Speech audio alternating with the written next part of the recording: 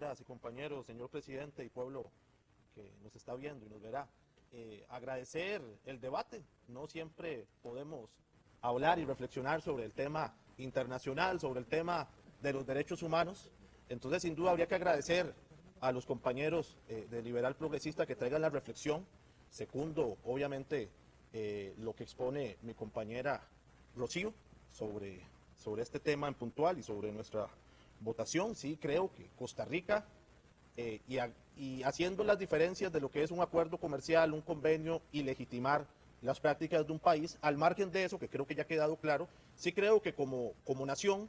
podemos ser la voz cantante en muchos temas, al margen de los acuerdos económicos, al margen de los acuerdos bilaterales, y que no se me entienda que vamos a llegar al absurdo de salirnos de cualquier convenio o vinculación con países en los que no estemos de acuerdo en temas. Creo que por ahí no va la cosa, sino va en la legitimidad que podemos tener o que deberíamos de tener como país y que tuvimos en algún momento para hablar sobre la guerra, para hablar sobre la democracia, para hablar sobre los procesos de paz, para hablar sobre la solidaridad. Creo que aunque hemos perdido mucho ese talante, entre otras cosas, por las patéticas representaciones que hemos tenido en la Cancillería en los últimos gobiernos, seguimos siendo un país que puede marcar la cancha. Sí, decirles que lo que sí no se vale es ser selectivos. Es decir, si vamos a hablar de lo que están pasando en nuestros países hermanos, pero también en el mundo entero, no podemos ser selectivos. Mucho menos, que esa también es una trampa, mucho menos podemos utilizar las desgracias que están viviendo hermanos y hermanas en otros países para hacer política interna. Eso sí no se vale, porque uno lo nota mucho. Entonces uno ve analistas, ve políticos que obviamente están obsesionados con las situaciones que pasan en algunos países y al mismo tiempo que usan esos temas para hacer política interna, pero nunca los escuchamos hablar de las otras desgracias, de las otras barbaridades que pasan en otros países, como lo que aquí se está reflexionando. En esos casos creo, y me van a disculpar, en esos casos creo que poco les interesa lo que les pasa a los pueblos hermanos, y lo que están utilizando es esas desgracias para hacer política interna y para tirarle a otros partidos. Es decir, no creo que sea genuina, esa preocupación. De parte del Frente Amplio no tenemos problema en hablar de lo que pasa en Nicaragua, las barbaridades que pasan en Nicaragua, de lo que pasó en Honduras, que por dicha tiene un nuevo gobierno, pero de lo que pasó y el golpe militar y los desaparecidos que han habido ahí, que por dicha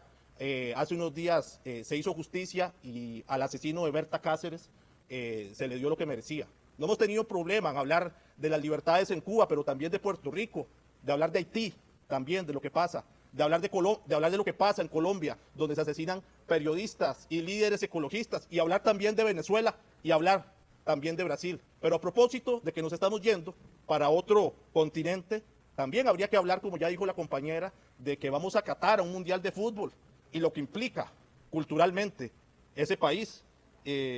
Hablar de la masacre que hace la masacre sionista en Palestina, lo hemos señalado muchísimas veces, y podemos tener relaciones y podemos admirar algunas cosas y algún avance de Israel, pero no podemos omitir esa masacre histórica al pueblo palestino que se ha desaparecido, que han querido desaparecer. Aquí el 8 de mayo desfiló el rey de España, ese gran país con el cual tenemos relaciones fraternas, pero también habría que recordar que un rapero llamado Pablo Hasél está encerrado porque hizo una canción en contra de la monarquía. Es decir, eso pasa con un país también hermano.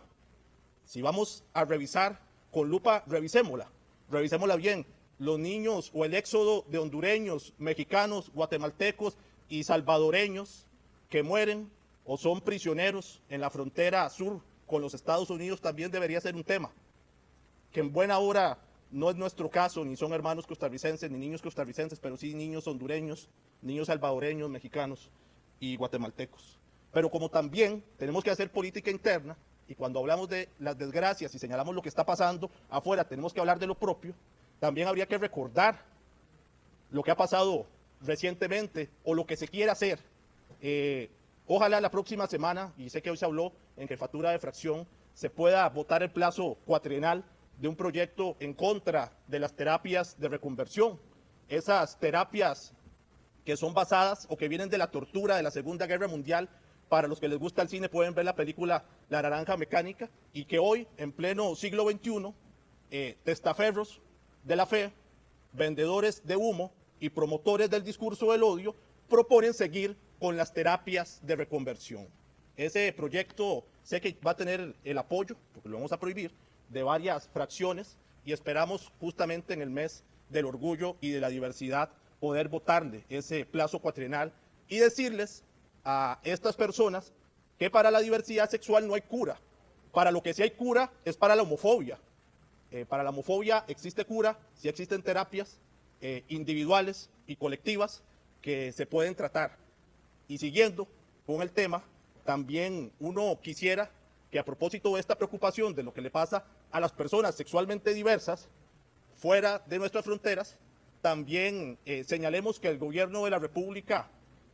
dijo que no iba a seguir con la propuesta de un comisionado en el tema de diversidad sexual, que podemos señalar qué hicieron los últimos comisionados, podemos hacer un balance, pero lo cierto es que era una medida que creo que tenía que seguir y seguir aprendiendo de su propio proceso. El gobierno de Rodrigo Chávez dice que no hace falta. También quisiéramos escuchar a las demás fracciones señalando que yo creo que sí hace falta, como también hace falta señalar que el Partido Acción Ciudadana, en el periodo pasado, con el Partido Restauración y con partidos independientes, pasaron la objeción de conciencia como un gol en el tema de empleo público. Esta objeción de conciencia, que también es un derecho a discriminar, que también es un derecho a volver a ver otro lado, que es un derecho a golpear o a no ayudar cuando el Estado, yo creo que en eso sí estamos todos de acuerdo, el Estado tiene que ser objetivo con respecto al brindar derechos, a brindar salud. Esto es una puerta para el odio, y ojalá el fervor que vemos en este plenario lo podamos también usar para la agenda propia, para la agenda nacional. Porque lo cierto es que, aunque algunos no queramos, los discursos del odio gozan de buena salud en algunas curules, en algunos ministerios, y como su negocio más o menos es la discriminación, y la discriminación también mueve pasiones, es necesario políticas públicas que señalen. Creo que ya hemos avanzado mucho como humanidad, a propósito de la genial reflexión que me hizo la compañera Rocío Alfaro sobre la modernidad y la Edad Media, y finalizo diciendo que Costa Rica tiene que seguir siendo un ejemplo de solidaridad, de paz, de defensa de los derechos humanos, porque esos sí son valores que nos han acompañado, no de manera voluntaria, sino porque se han hecho reformas políticas y hemos crecido una generación al lado de la solidaridad. Muchas gracias, compañeras y compañeros.